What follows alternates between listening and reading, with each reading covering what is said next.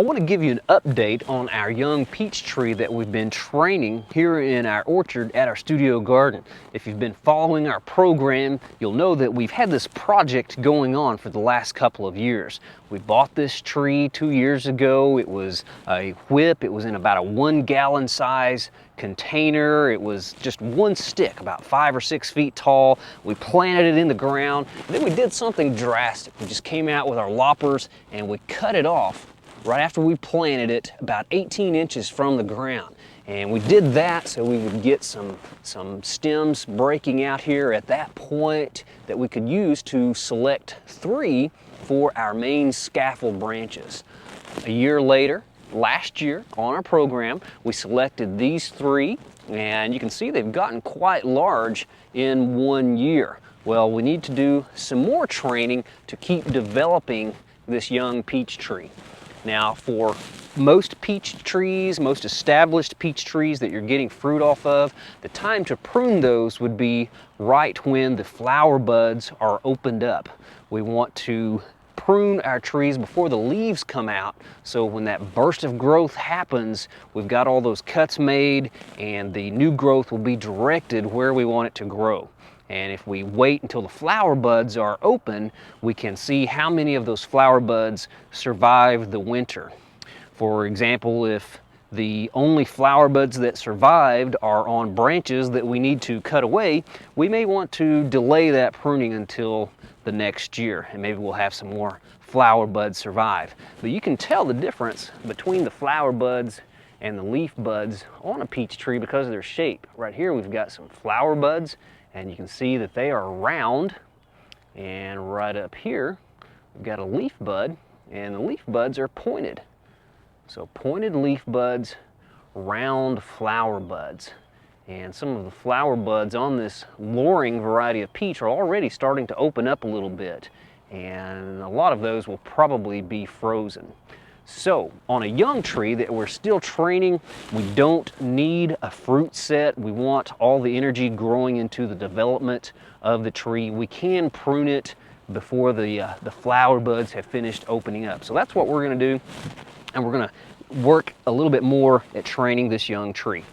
Now, as I mentioned earlier, we want the interior or the canopy of our peach tree sort of a bowl-shaped canopy. That's why we left these 3 outward-facing scaffold branches, and we want an open center so all that sunlight can be flooded into the middle of the tree and help those fruits develop. So the first thing I'm going to do this year is to start cutting away all of this stuff on the interior of the canopy. If you step inside the canopy of your peach tree, you can see all these branches that are coming toward you, coming toward the inside of the canopy. We want to get rid of those. I'm going to cut a lot of these away, all these interior facing branches.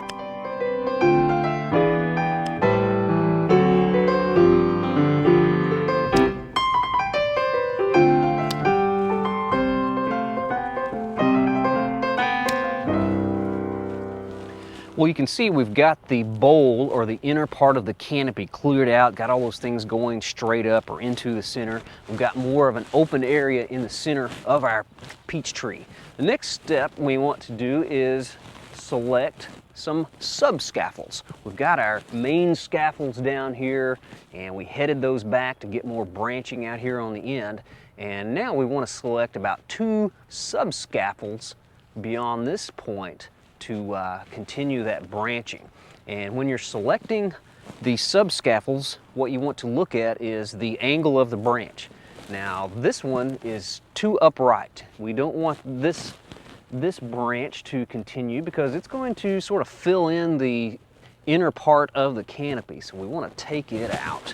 We don't want to use that one as one of our sub-scaffolds. So I'm just going to take my loppers here and try to get a good clean cut on that branch. Another thing you want to look at when selecting sub-scaffolds, you don't want a branch that is sagging or drooping, one that's too low, like this one right here. See, this one's already coming out pretty low, and in the future, whenever this has a heavy fruit set on it, it's going to sag quite a bit, and Also, these lower branches can get in the way of our mower, so we don't want them too low. We want to keep them up out of the way, so we don't want that one either. The two that I'm going to leave this branch as a subscaffold, and I'm going to leave this branch. I'm afraid if I left this one and that one, they would be too close together and they may start to push each other apart as they got older. So I'm going to go ahead and take that one off as well. Try not to leave any kind of a nub on the peach tree branch here. Get a little better cut on that one. There we go. And once we got the two that we're going to use, we can just clean up the scaffold and just get rid of these others. So all of that new growth, when those leaves break bud and come out, all that new growth will be going in the direction we want it to go. Now I'm also going to tip these back a little bit. I'm going to tip them back to an outward facing bud. And we're tipping back because we don't want our peach tree to get too tall. We don't want to have to use a ladder to pick our fruit. So on these sub-scaffolds, we're going to tip them back a little bit. That way we don't have to use a ladder to come out and pick the fruit. And I'm just going to tip this one back as well, a little bit here. And we've got our sub-scaffolds set to grow for the new year. Now, if you look at our canopy, you can see that we've kind of got it one-sided. There's sort of this big open spot over here.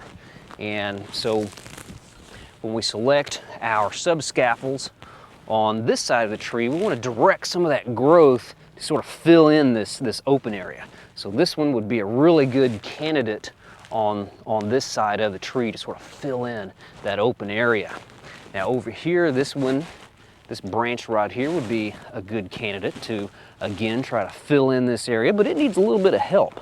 So one thing we can do is to use a spreader.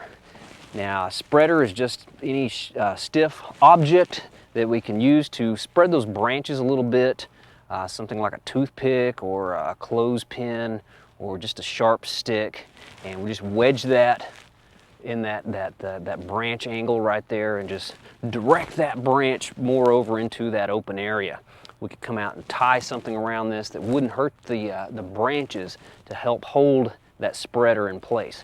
Well, other times you can correct a branch that may have too stiff an angle, too upright of an angle. We can get those to come down by using a weight. And something that works well is a contraption like I've got here. This is just a nylon stocking, and I've got some rocks inside there. And I'm just going to take this and tie it around this branch. Just adds a little bit of extra weight, kind of pull it down a little bit and get a better angle. Now, you may need to add another rock or two or one more of these with some rocks to kind of pull it down a little bit more and get it to the angle where we want it. And that way the branch will be in a better position and the nylon stockings won't do much damage to the stem. Another thing you want to look at while pruning your peach trees, you don't want any branches that are crossing or rubbing up higher, and also any that are diseased or damaged. We've got a little bit of canker on this branch right here. You can see those injuries. May have something trying to take hold there, so we want to get rid of that and take that and put it in the trash or something like that. Get it out of the garden. Well, there you have it. We'll continue to clean up these other scaffolds, get our sub-scaffolds selected, and remember, whenever your peach tree is in flower, that's a really good time to prune it. Unless, again, it is a young tree that you're training, then you can go out and prune it in your garden today.